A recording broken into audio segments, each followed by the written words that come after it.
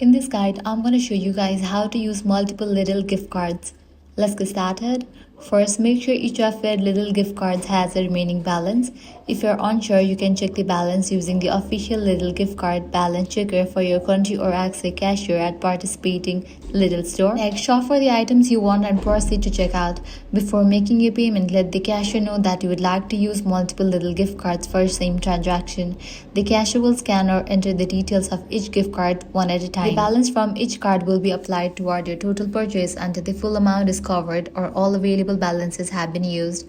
If the combined balance on a gift card is not enough to pay for the entire purchase, you can usually pay the remaining amount using another accepted payment method such as a debit card, credit card, or cash, depending on your local Lidl store's payment option. If you're shopping online in a country where Lidl accepts gift cards for online purchases, check the payment page to see whether multiple gift cards can be entered during checkout. The number of gift cards you can use online may vary depending on your country's Lidl website.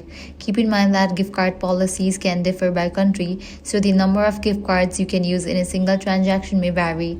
If you're unsure, ask a cashier or contact Lidl customer support before completing your purchase. And that's it. If this guide was helpful, do not forget to like, share, and subscribe.